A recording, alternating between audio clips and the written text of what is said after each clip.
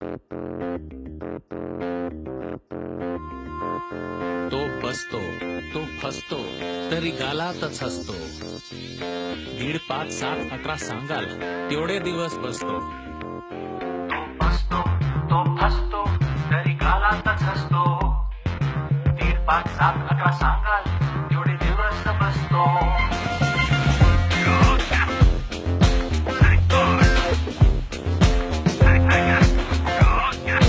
Thank God बाप्पा आपल्यासारखा नसतो. आपल्यासारखा असता तर काय म्हणाला असता? नैवेद्य दाखवल्यावर आजकाल 21 मोदकाने काय होते साहेब असं म्हणाला असता. नवस पूर्ण न झालेल्या भक्ताला तुम्ही नवसाच्या मध्ये नव्हता ना मॅडम असं म्हणाला असता. अंधेरीवरून आलेल्या भक्ताला लालबागचा बाप्पा हे अंधेरीचा मॅटर आहे, अंधेरीच्या बाप्पाला कॉन्टॅक्ट करा असं म्हणाला असता.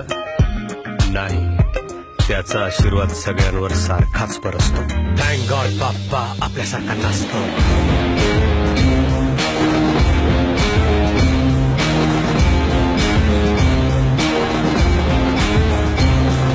त्याच्या नावाखाली आम्ही धंदा थाटलाय. एक असलं तरी त्याला मंडळांमध्ये वाटलाय. गणपतीच्या सणाला परवा एक जण म्हणाला, या वर्षी देवा तेवढा एक काम करून दे, त्या फेमस गणपतीचा तेवढा दर्शन करून दे. भक्ताच्या या डिमांडला तो गालातच हसतो. थँक गॉड बाप्पा आपल्यासारखा नसतो.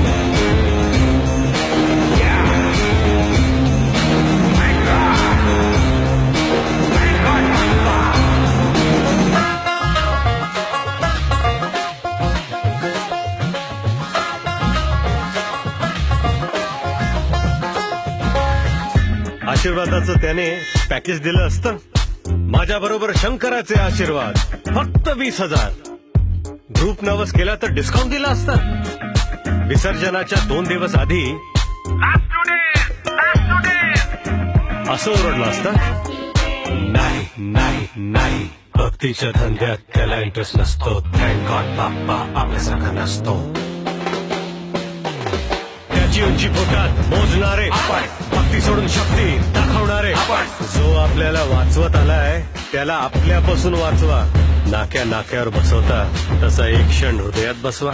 एक क्षण कशाला हो, 1.5, 5, 11 सांगा तेवढे दिवस बसतो. थँक गॉड बाप्पा आपल्यासारखा नसतो.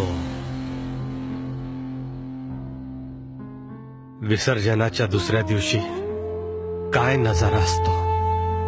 1.5 कोटी डोकीच्या पायावर टेकली तो पाय कुठेतरी असतो. तेवढेच आशीर्वाद देणारा हात कुठेतरी असतो. एवढ्या लोकांना एकत्र आणणारा बाप्पा स्वतः मात्र चौपाटीवर विखुरलेला असतो. तरीही तो हसतो, तो फसतो. पुढच्या वर्षी आनंदाने आपल्या घरी बसतो. त्याचा आशीर्वाद पुन्हा आपल्यावर बरसतो. थँक गॉड बाप्पा, थँक गॉड बाप्पा, थँक गॉड बाप्पा आपल्यासारखा नसतो. तो फसतो तरी कालातच असतो. तुमच्या आनंदातच त्याला इंटरेस्ट असतो. 1.5, 11 सांगाल तेवढे दिवस बसतो.